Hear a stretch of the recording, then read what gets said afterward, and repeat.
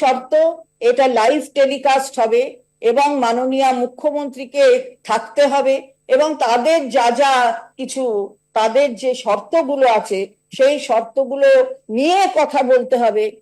এটা আমি জনসাধারণের কাছে এই কথাটাকে পরিষ্কার করে দিতে চাই যে মানুষ জানেন যে রাজ্য সরকার খোলা মনে বসতে চাইছে, কোনো শর্ত সাপেক্ষ নয়।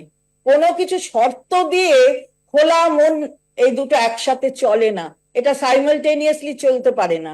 অর্থাৎ খোলা মন নেই, অর্থাৎ সেই মেয়েটি বিচার পাক যিনি নির্যাতিতা হয়েছেন এবং মায়ের কোল ছেড়ে চলে গেছেন, আসলে ব্যাপারটা তা নয়, পেছনে কোনো রাজনীতির খেলা আছে, তাই এতটা সময় লাগছে এত কিছু চিন্তা ভাবনা করতে। কিন্তু আলটিমেট লক্ষ্য হচ্ছে আসলে খোলা মনে কোনো আলোচনা দরকার নেই, চায় না, তাই এই শর্তগুলি আরোপ করা হচ্ছে।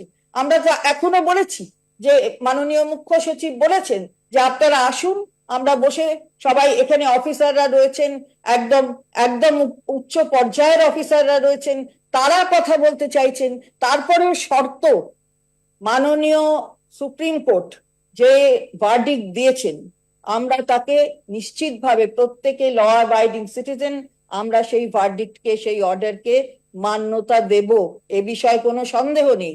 গতকাল 5টা চলে যাওয়ার পরেও অপেক্ষা করা হয়েছে, আমরা কিন্তু মাননীয় মুখ্যমন্ত্রী কোনো রকমের অন্য কিছু অর্থাৎ কোনো নেগেটিভ পদক্ষেপ এটা গ্রহণ করেননি, এরকম কোনো কিছু পদক্ষেপ গ্রহণ করা সরকারের পক্ষ থেকে হয়নি।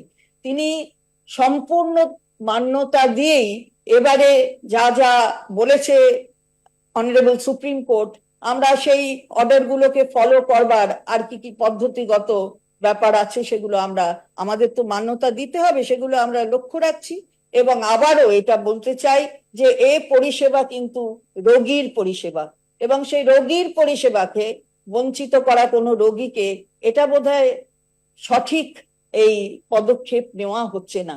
এটা যারা জুনিয়র ডাক্তার তারা ভাববেন, এবং আমি জুনিয়র ডাক্তারদের কাছে বলবো যে এই যে রাজনীতির প্রভোকেশন, এটার মধ্যে আপনারা না গিয়ে আপনাদের যেটা করণীয়, যার জন্য আপনারা এই নোবেল প্রফেশনে এসেছেন, সেই নোবেল প্রফেশনের যা যা কর্তব্য সেটা আপনারা নিশ্চিতভাবে পালন করুন। এটা আপনাদের কাছে আমাদের আবেদন বলুন, আমাদের অনুরোধ বলুন, যেটা আমরা বারবার করছি। এবং মাননীয় সর্বোচ্চ আদালত যে অর্ডার দিয়েছেন, যে ডিরেকশন দিয়েছেন, সেই ডিরেকশন গুলো পালন করতে সেটাও অনুরোধ করব, আবেদন যেটাই বলুন, কারণ এটা সকলকেই করতে হবে। আর তাছাড়া আসুন খোলা মনে আলোচনা, যদি খোলা মন চান, শর্ত দিয়ে নয়, শর্ত দিয়ে কখনো খোলা মনকে বিচার করা সম্ভব নয়, কারণ খোলা মনে খোলাতে আসতে হবে, শর্ত দিয়ে নয়, কন্ডিশন দিয়ে কোনো কিছু হবে না। সুতরাং ওই কন্ডিশন থেকে যদি সরে এসে আপনারা আপনাদের রোগী পরিষেবা কাজটাতে ফিরে যান, তাহলে নিশ্চিতভাবে আমরা জনসাধারণের পক্ষ থেকে তারা যেমন আপনাদের অনেক সুখ্যাতি করবে, আমরাও তেমনি বলবো যে কর্মবিরতি থেকে বিরত হয়ে এবার কাজে ফিরুন।